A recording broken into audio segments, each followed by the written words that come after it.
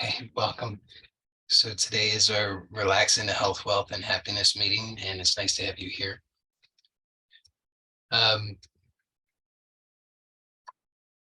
So today,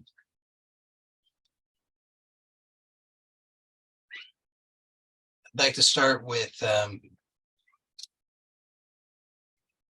topic that we often explore, but I'd like to, and then we'll go from there. But the topic that I'd like to start with is intention.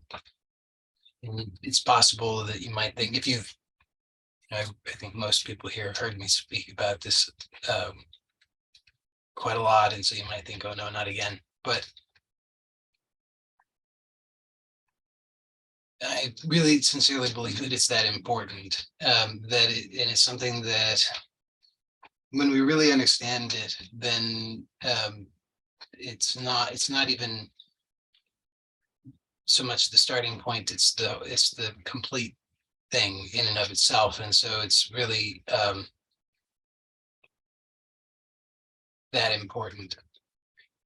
So I will propose that, well, certainly the majority of people don't know what they want. And I will go further and say that I think almost nobody knows what they really want. Because if you really sincerely know what you want, then that knowledge is the total package. It delivers you exactly what it is that you want. And what I mean by that is it might seem strange or surprising to hear somebody suggest that most people don't know what they want, because on the other hand, it seems like surely people are filled with desires. And so is there a contradiction? They're not really, because yes, people are filled with desires, but they don't know what they really want. These desires are superficial. The desires, by and large, are not even they don't even belong to the people who think that those are their desires. So you can look in your own life and see, just presently, see you have desires, and surely you do. So the majority of these desires, I'm not going to say all of them, but the majority of the desires are not yours. So you can look and, we live in a society in which the primary driving factor of the whole thing is what they call the economy, which is all based upon, by and large, manufacturing desire and selling desire to people. And that's not really an exaggeration. I mean, that is what the modern marketing field is all about, is manufacturing desire. So we're sold desires left and right, and that's just part of it. So no matter how sophisticated you are, some on some level that's still working on you. You're still seduced by these desires that are sold to you. And then on top of that, there are these other desires that aren't sold to you for the purpose of making money, but they are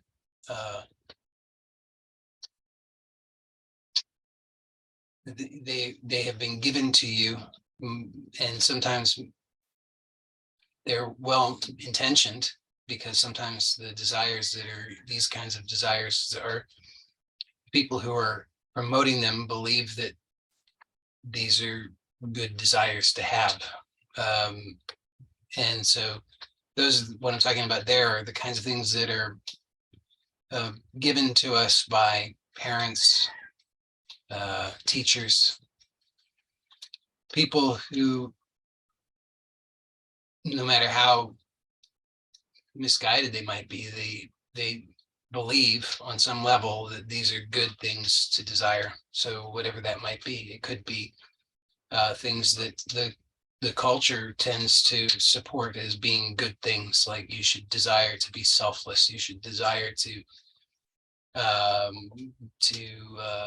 be generous, you should desire to be um, charitable, you should desire to these kinds of things that people believe are good, and on some level that maybe they are good. We won't get into that, but if it's not your actual authentic desire, then it's going to mislead you. There's in the Bhagavad-Gita, which is, if you're not familiar with the Bhagavad-Gita, it's the name Bhagavad-Gita means the song, it roughly translated the song of God. So it's Krishna, who's an avatar of Supreme Being, is speaking to this character named Arjuna, and Arjuna is experiencing a crisis of an inner crisis. He doesn't know what he should be doing in his life. I mean, he's presented with a battle that he's supposed to fight in, but he realizes, he sees that the people he's going to be fighting against are all his family. And so he has this crisis where he says, I can't kill my family. That would be terrible. But this causes Krishna to speak to him, and very beautiful. It's a very beautiful work. But then at one point he says that it's better to do to fulfill your purpose, to do your work in this world, even to do it poorly, than it is to do somebody else's perfectly. And I think that gets to that says maybe more succinctly, more poetically, and maybe more effectively what it is that I'm trying to communicate, that we have all of these desires, and the majority of the desires that we have are not ours. And so we could work our whole lives very diligently trying to fulfill those desires. And some of them, maybe we get a lot of support for culturally, or from friends and family who say, those are good things, you should aspire to those, you should keep working on those, you should keep doing those things, because those are really good, positive things to desire. But if we are willing to take to heart what Krishna says, and then we can start to see it differently. Because if we're trying to fulfill somebody else's desires, even no matter how noble they might be, if it's not authentically arising from our soul, if it's not who we really are, then we are wasting our life.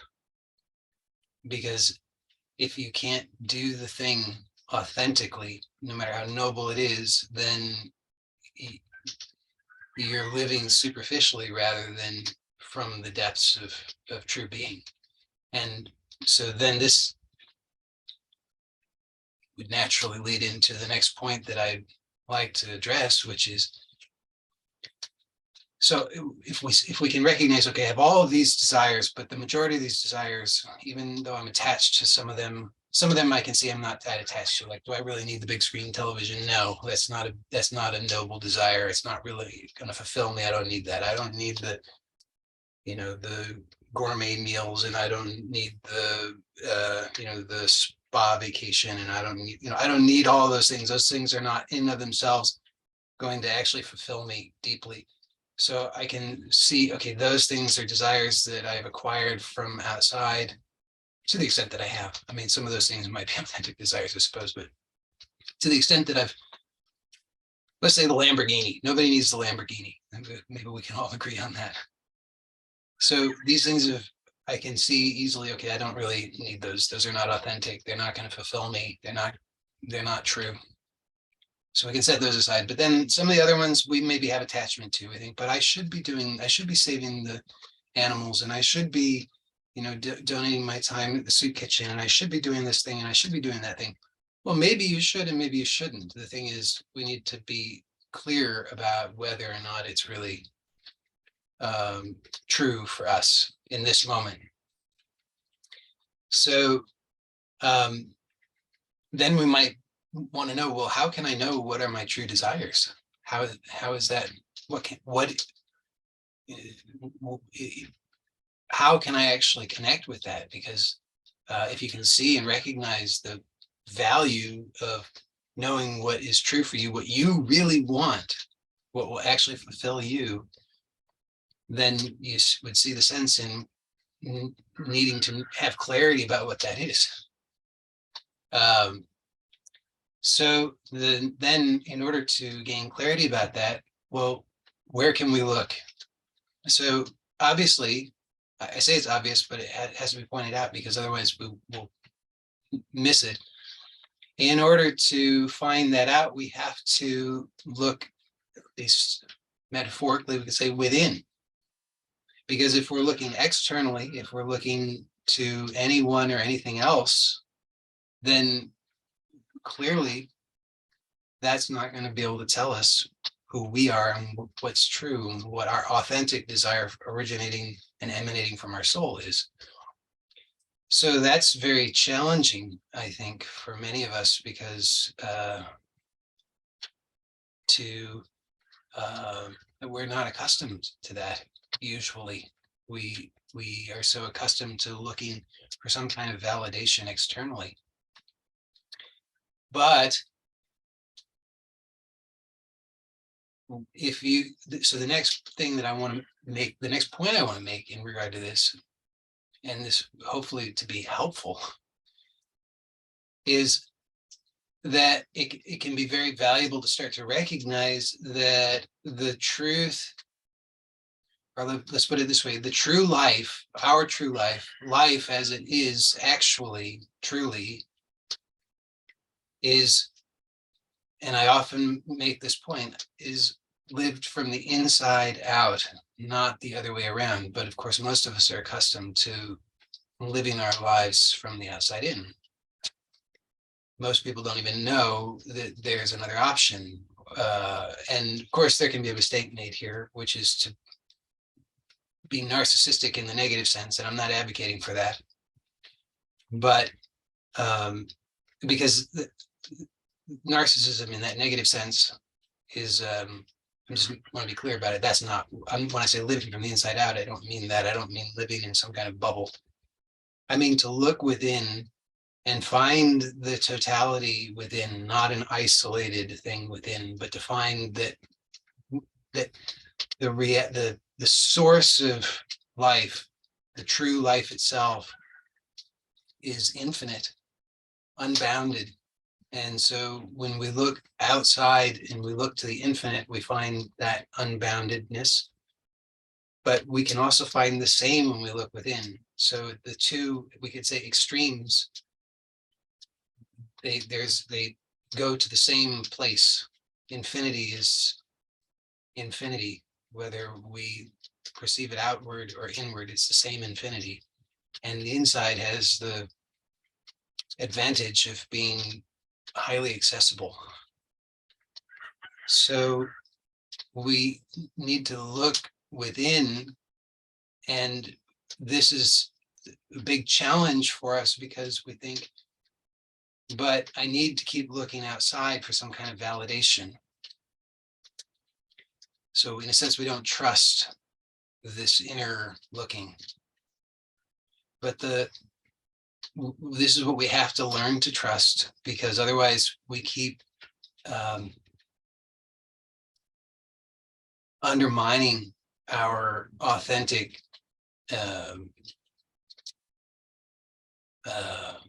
I'll say efforts at self-knowledge, because we might look within, we might discover the infinite within, but then we look outside for some kind of validation. And so we just keep undermining it, undermining it. But what we need to see is that, like I said, the true life is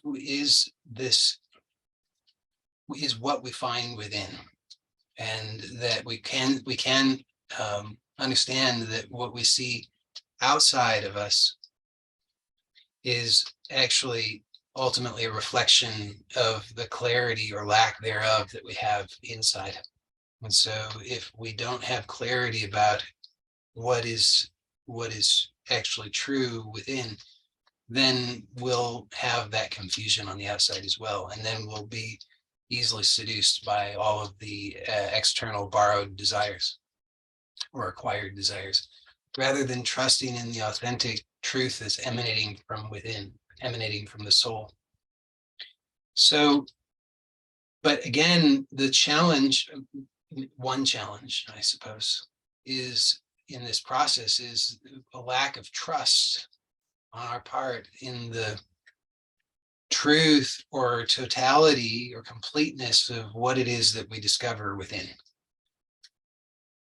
And so I think that is one of the motivations for continuing to look for some kind of external validation. And so what I'd like to express and help you to see in your own experiences that the actuality of your experience or your life is always entirely what we would call within anyway, even when we talk about something external, that the external is itself also already within. And so it's just a matter of it's self-deception when we are looking for something outside. So if we start to recognize that this is there's a principle here, which is this principle is expressed in many cultures, in many different teachings. So it's the general idea, though, is that, as I've already said, that it's the inner that is the that we see reflected outwardly. And so the inner, we could say, is the source or the truth or the cause. And so if we're looking to the outer, or what we imagine is outer, then we are missing the where we have leverage, or where the truth lies. So a way to a metaphor for this is, you can think about that you could look you could imagine that you're outside and there's a still pool or a lake or a pond, and you can choose what you prefer. I'll say there's a full moon. You could it could also be a sunny day, but we'll say a full moon. And you see in the surface of that pond the reflection of that moon. And so you could try to grasp the moon in that reflection, but when you try to do so, you will, of course, be unable to do that. So in a similar way, we already are that light that is being reflected. So in this metaphor, you already are the moon that's being reflected. And that's what's happening in our experience. We inwardly are that light that is illuminating all. But then when we see it reflected outwardly, we grasp at it, trying to do something with it, trying to get ourselves, basically. We want to attain ourselves. we say that light is so attractive, I want it, and we try to get it without realizing that I already am that light. And so this is, I think, a fundamental mistake that we make, is that we keep grasping this light reflected outwardly, which is, I've already made the point, is not really outward at all. It's all already, the light is already here. There's nothing outside. But to be able to speak of it, we say inward and outward. But that light is what is so attractive. That light is ultimately what we desire. Sorry to give it away, but that's the true desire, is for ourselves. And when we're looking for it out there, and we're looking for validation about what way is going to give it to me, if I get that, if I do this, what way is going to give it to me, then we're missing the most fundamental realization, which is that I already am that light that I so desire. So, okay, there's a couple possibilities at this point. One is that you are ripe, as they say. So if there's a ripeness, then at that moment of perfect ripeness, then the whatever it is that comes along, the words that are said, the glance, the wind blowing, the rustling of the leaves, some pin pricks you, something happens, something falls and there's a sound, something that just does that little thing that perfectly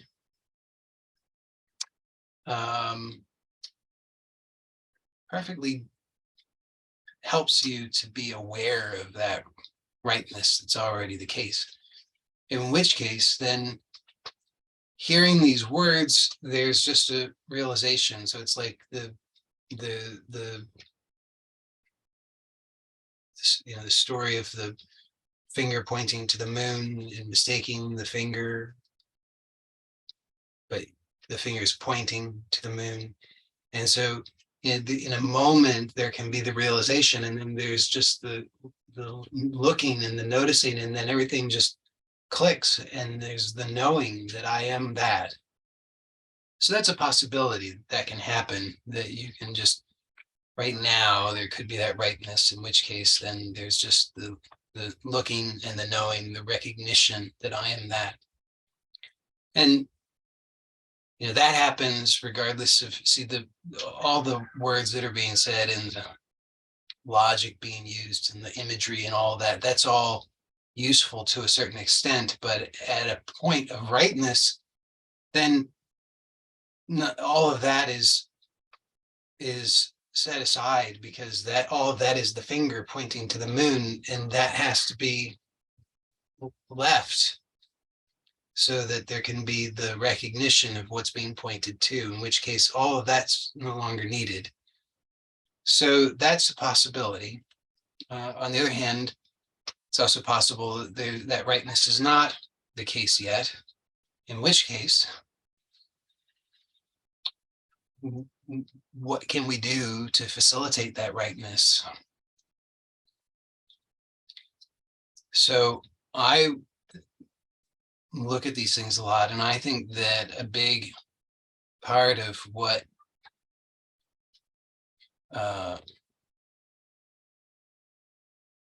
slows the ripening process is fear.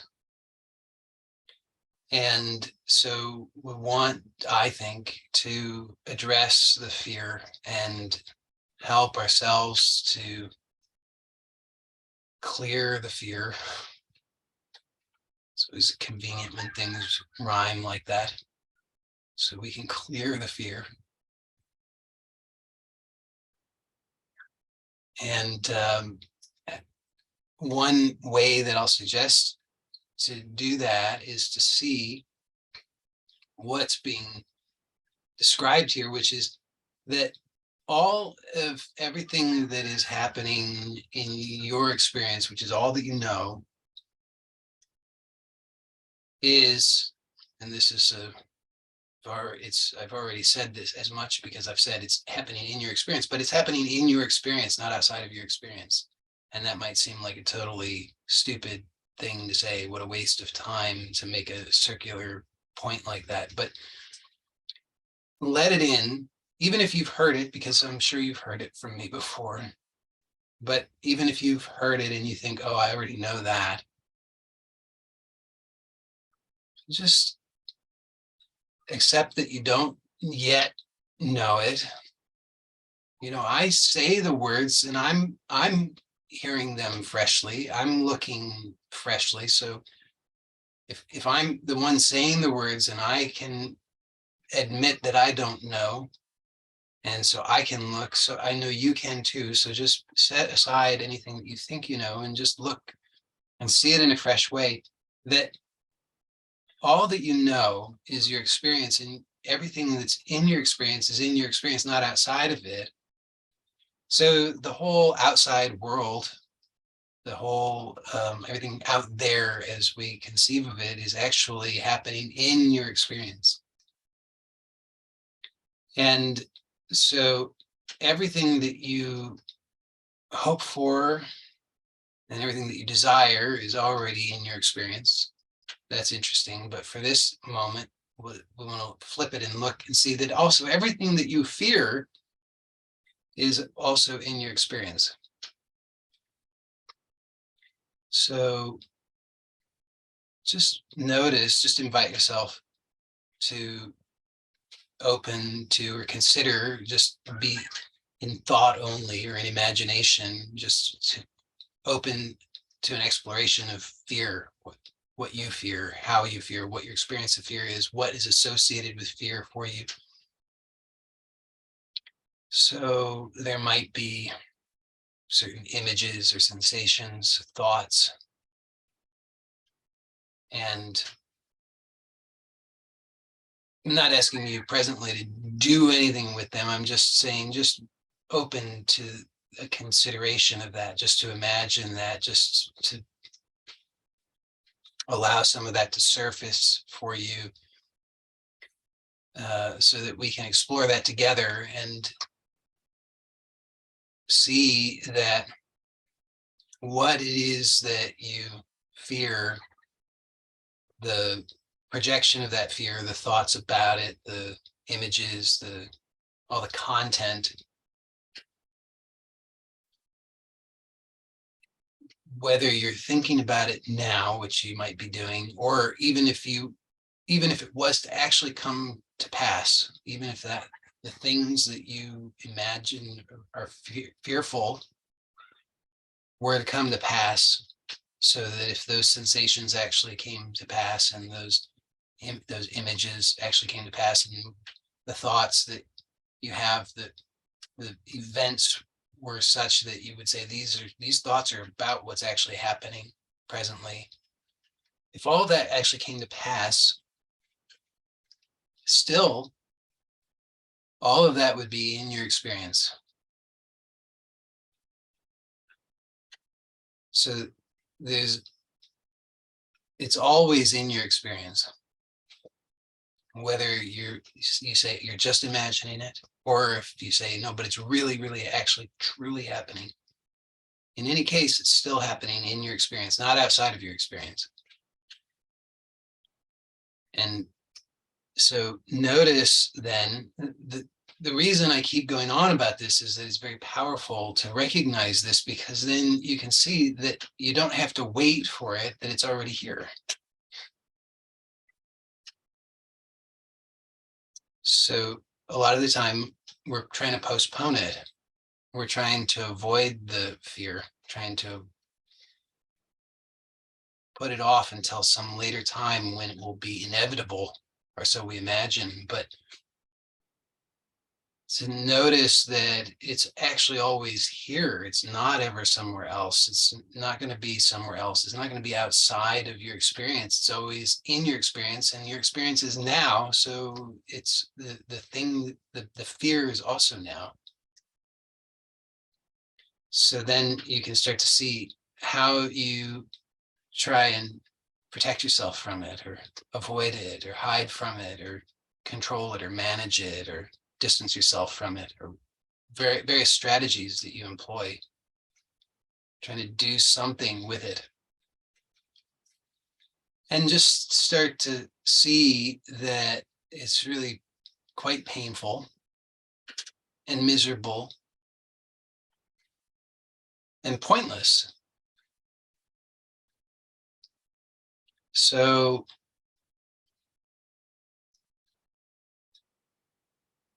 if you can see that, then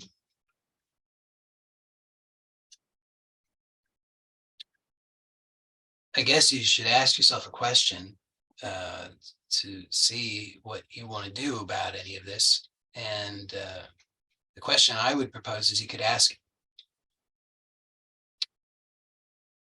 how much longer do I want to keep doing this painful dance? And when am I ready for fearlessness?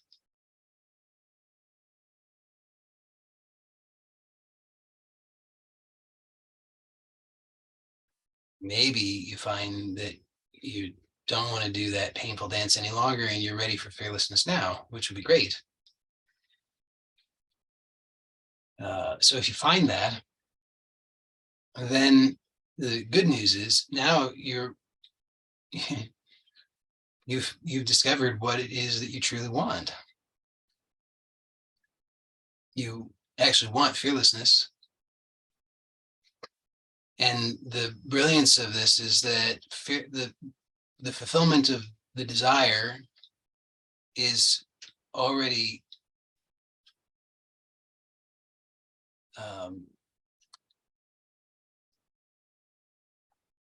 it's already here, in that all you have to do is just say yes to it, and then just keep saying yes to it.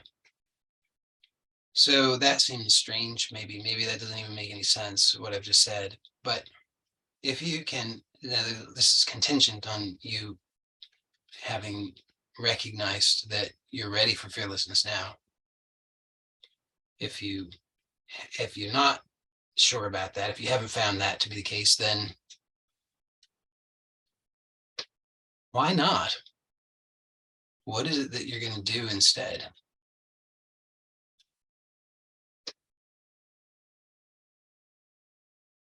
The funny thing is, anything that the fearlessness is required for anything that you want.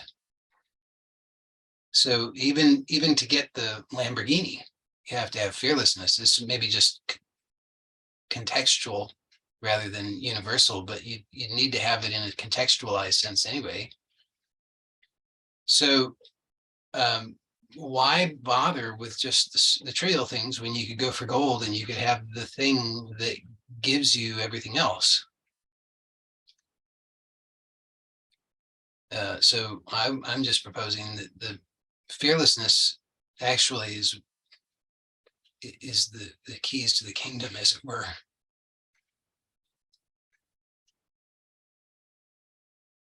I mean, if you look at it, maybe you see what, all the things that you imagine that you are afraid of, the circumstances, the pain, the discomfort, the whatever it might be.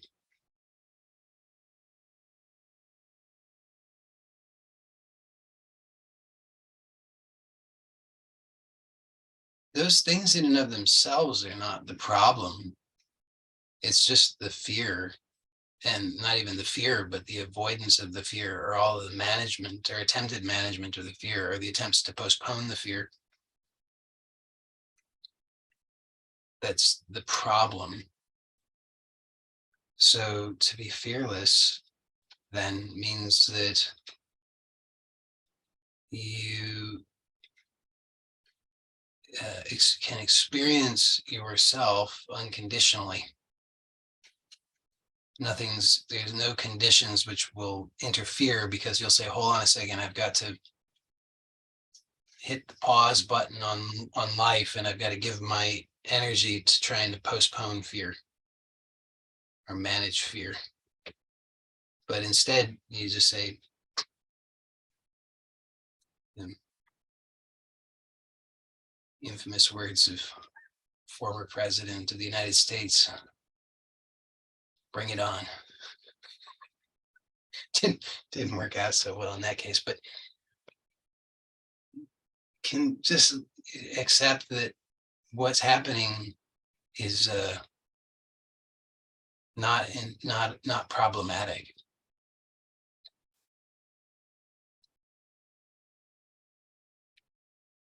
So let's see if we can connect the dots here and make sense of all this, because otherwise it probably just seems like crazy babbling. Okay, so if you don't, try to simplify it. If you don't know what you want, what you actually truly want, then you're wasting your time, wasting your life, because you're always doing something. Maybe you can see that much.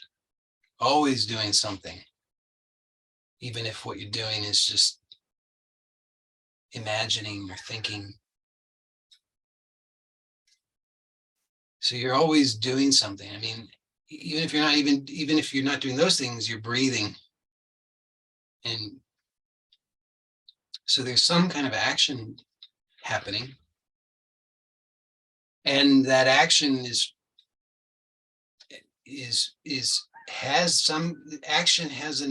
a motivation. There's an intention for any action. The action doesn't happen without intention. So the act of breathing is so that there can be, has the intention fundamentally so that I can be alive. So all of our actions have intention, but if we're not clear about what the intention is, then the intention is not known to us. So whatever's happening is just, therefore, it's just, at that point, it's just an unconscious result of some past action. So, the butterfly flapped its wings in Brazil, and now there's a rainstorm here, and that's causing, the certain barometric pressures produce certain changes in my breathing, and so on and so forth. And I think certain thoughts, and I have take certain actions, and then there are consequences for those down the line. So it's just happening just in that way. That's what's going on most of the time for most people. And those results are lackluster at best.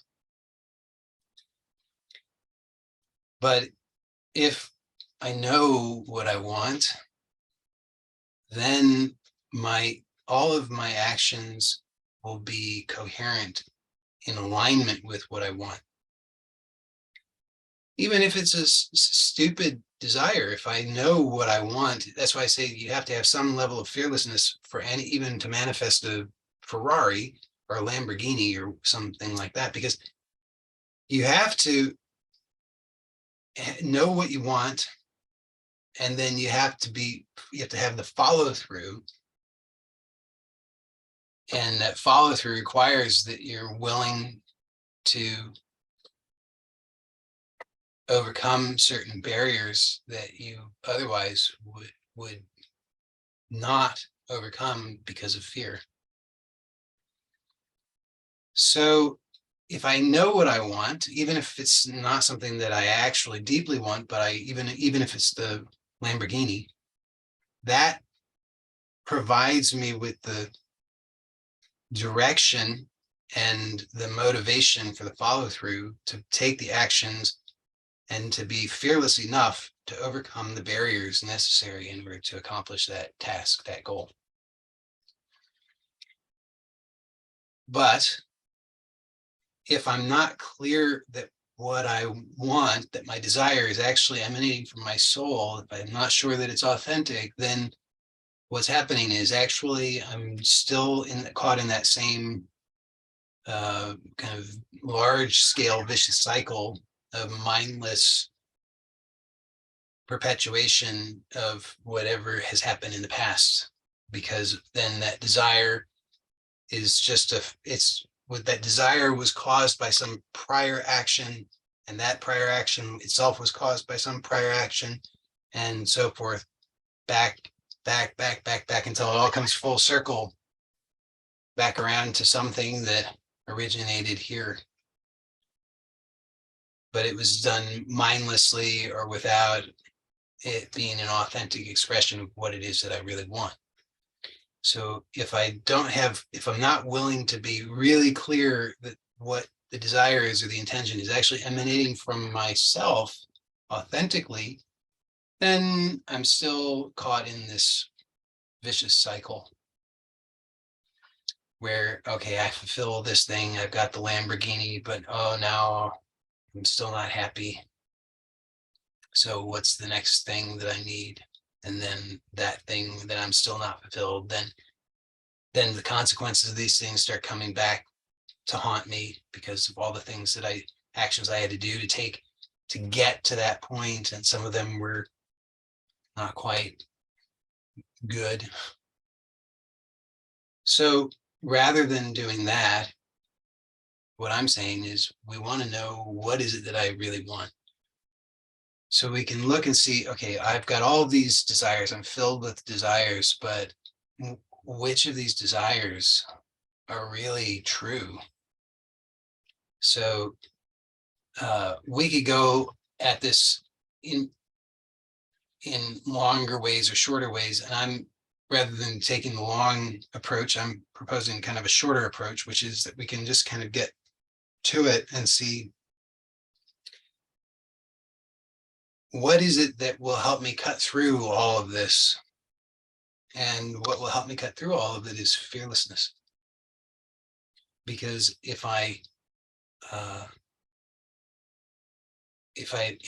still acting out of fear, if I'm trying to discern my authentic desires, but I'm acting out of fear, then my vision will be clouded.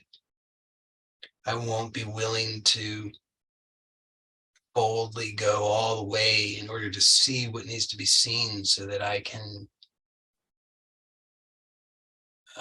arrive at that clarity.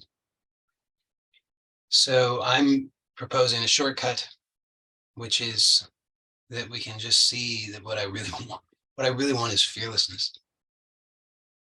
And that this fearlessness it gives me everything that I truly desire, because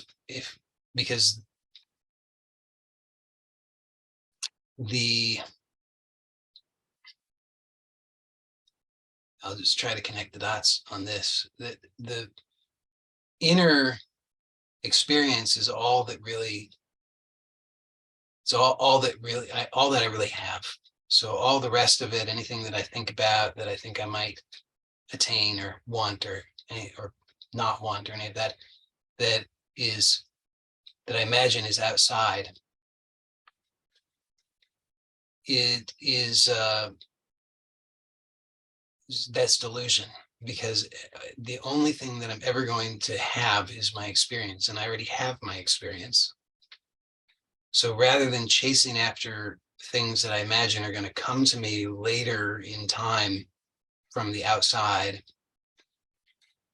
I can be more to the point, and I can recognize what I actually want is something that exists in my experience. It can only exist in my experience, and that's not something that's out there. It's not something that's in time. It's something that's timeless and here now.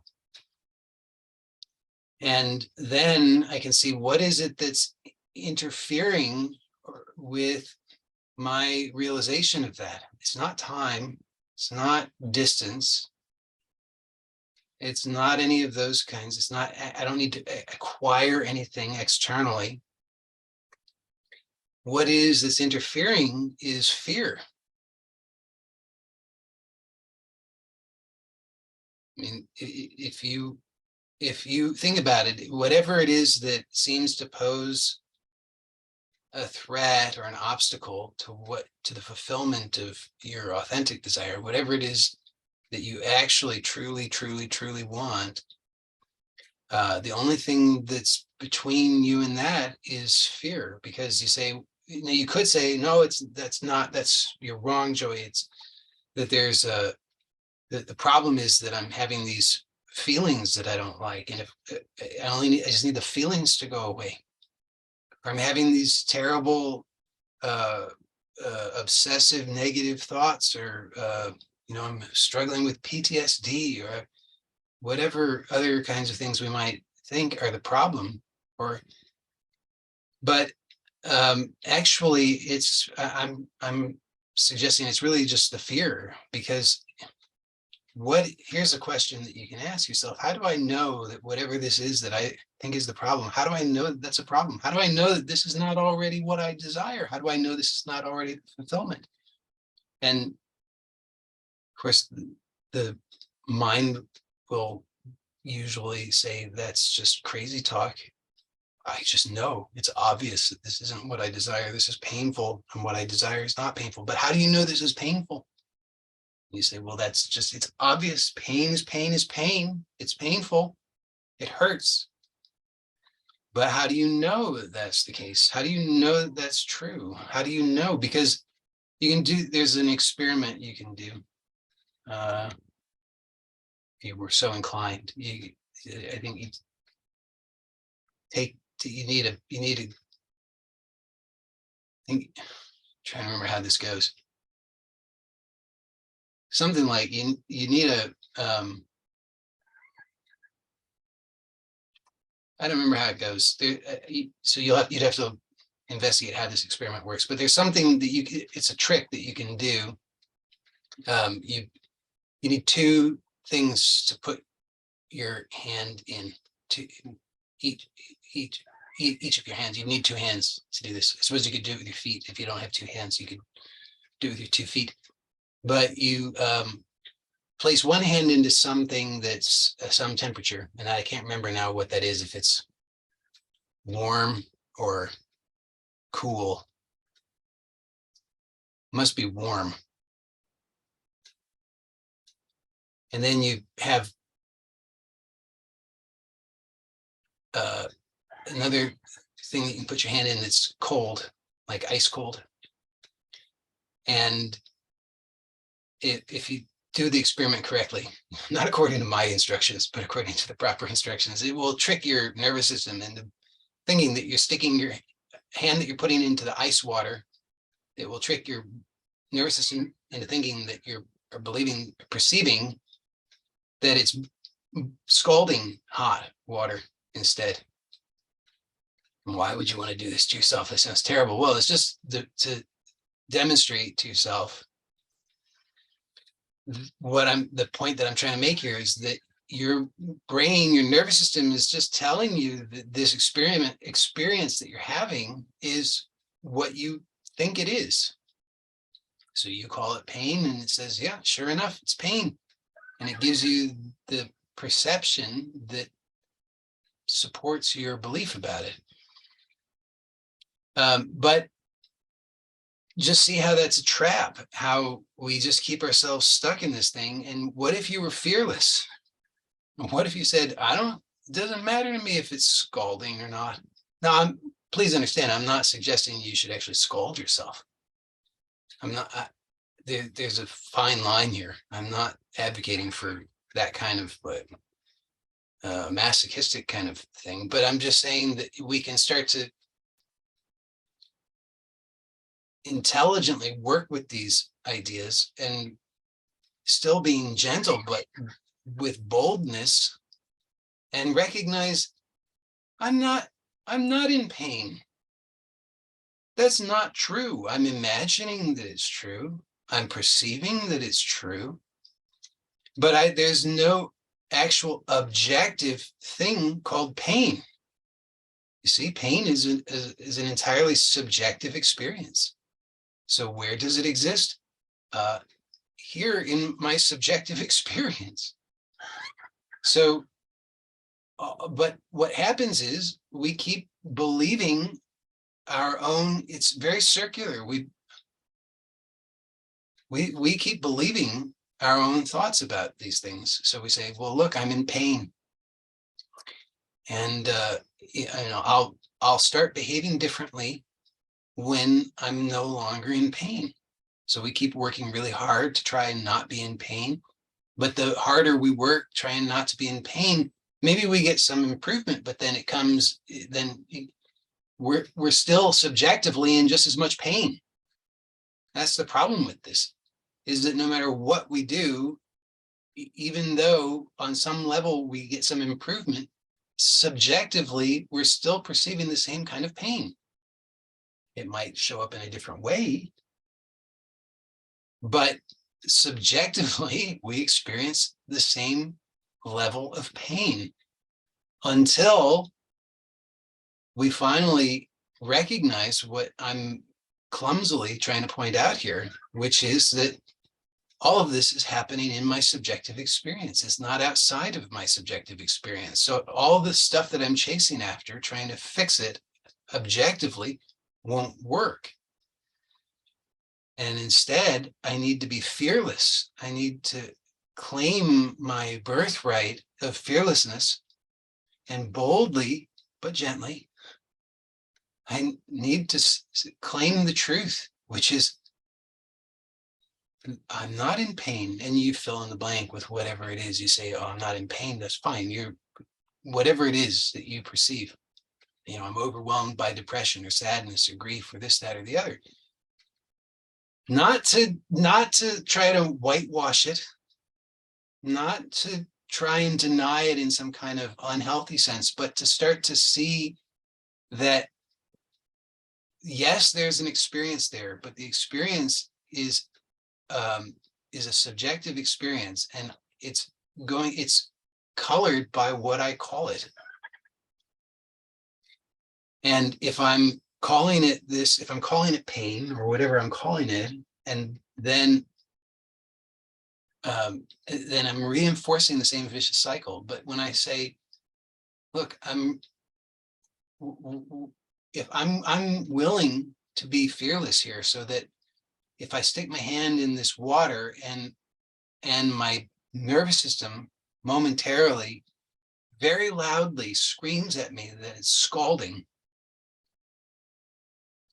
I have to use my intelligence and tell the truth about it and know it's not scalding. It's not scalding at all. I know that it's not. So that's why I'm saying we have to be intelligent. I'm not saying that you should actually stick your hand into scalding hot water, because that would not be good. But we have to finally be willing to be fearless in our own lives and use that intelligence, that light of intelligence that exists in us and as us, and to try and connect something up here. Think about the metaphor that I described of the reflection of the moon in the pond. So every time that we're reaching for that, trying to grasp the light of the moon in the reflection, it disturbs the reflection in the pond. So we have to use our intelligence to recognize what is actually happening, and instead of just continuing to repeat the same thing and get the same results. So the experience is going to initially, we'll perceive it in the same way that we've habitually done. So if I claim my birthright of fearlessness, then what's going to happen most likely is that I'm going to experience the fear. But the mistake then is to say, oh, but I'm supposed to be fearless, and here I'm experiencing fear, so it's not working. No, it's working perfectly fine. It's working very well. The thing is, you have to follow through on it. You have to say, okay, but I know that I'm fearless. I'm choosing fearlessness. It's my birthright. I am fearless. So when I'm experiencing this fear, guess what? the fear that I'm experiencing is false. It's just a habit. Of course, I'm in the habit of perceiving fear. I know that. That's what I've been doing for my whole life. Not just my whole life. My parents did it, and their parents did it, and their parents did it, and their parents did it, on and on and on, back. Everybody's been doing it. Everybody's very well rehearsed at fear.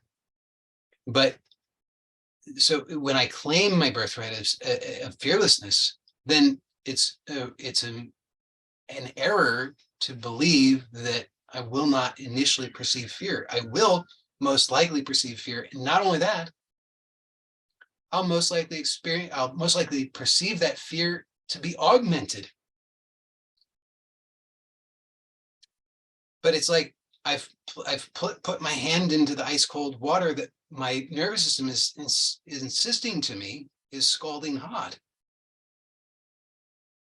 So initially, I'm not going to overcome that. My nervous system is going to do that because that's what it does. But knowing that, using my intelligence, I can then choose to stand by my fearlessness and say, okay, but I know that actually this is not scalding hot. So I know that this experience that I'm having that subjectively is registering as my skin is being scalded is different than what I'm thinking that it is. In fact, I know that my hand is perfectly fine. If anything, it's cool. Slightly chilly even.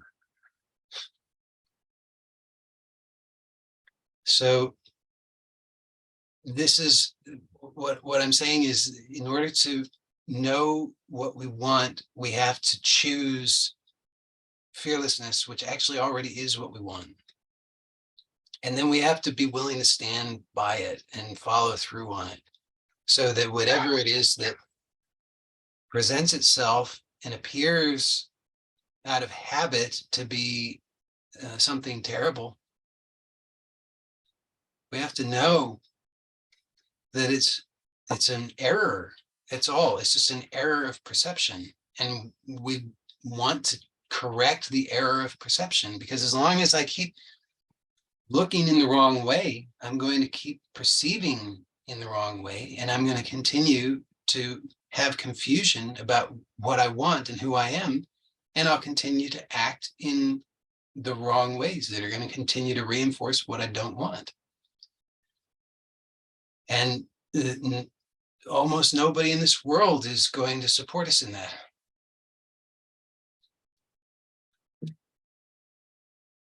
It's very rare, actually, that anybody would support us in that. So most people will think that's just totally crazy. But most people will, as I've started out, and this is probably and this is saying a lot, this is probably the craziest relaxing the health, wealth, and happiness thus far. I hope that it's making some sense to you. But it's most, as I said from the beginning, most people don't have the slightest clue what they want. They think that they just want to avoid the discomfort, without realizing that the discomfort is a subjective experience. It's a projection of their mind overlaid onto their senses. That there's no actual objective thing as discomfort. There's no objective thing as anything that we imagine. And that the subjective experience, which is all that we have, is always right here, and it's always available to us to see clearly. And it's, in order to see it clearly, we have to stop disturbing it by thrashing about, making such a fuss because we're reacting, because we freak out, because we say, I've just chosen fearlessness, and lo and behold, it's fear that's rearing its ugly head. What am I going to do? And we're agitating everything, and we say, look, it's all chaotic and confusing and terrible, but we didn't give it a chance. We didn't give ourselves a chance to see clearly. We have to be willing to follow through on it. And that's why, even if what it is that's showing up and being reflected to us is some kind of awful monster with terrible, vicious teeth, and if it's just the reflection is not going to harm us. The truth, what's being reflected is just you. So if you don't like it, then maybe, calm down. Maybe that thing that you're seeing that's so terrifying, maybe that's your own face that you're seeing, and maybe your face is so terrifying because you got yourself all worked up. Maybe you're seeing something terrifying because you're terrified. But when we choose and claim our birthright as fearlessness, then we say, bring it on.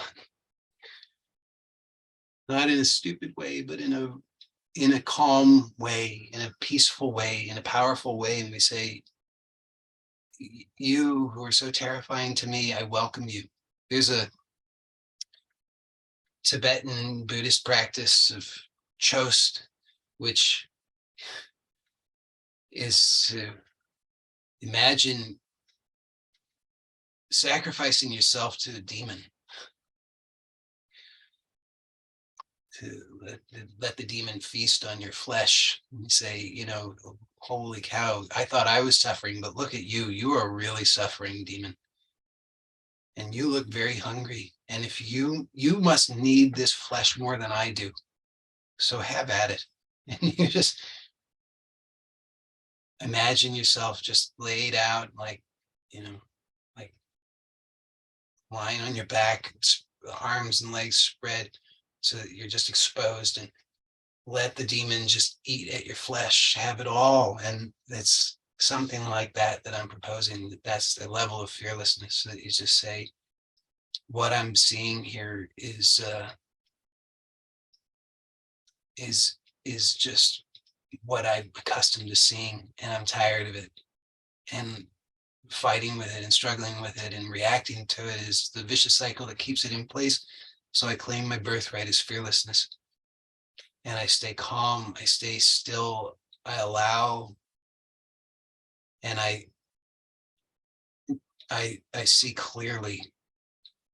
I see what I want, which is myself, which is truth, which is fearlessness, and I'm claiming it, and I'm remaining here with it. And I won't sacrifice that. I won't compromise on that. And I'll leave it at that. That's I hope that has made some sense and has inspired you in some way. I think it's a powerful vision, even if crazy. So for those who are live, I'm happy to stay on for Q&A if you'd like. And I'm going to end this recording now.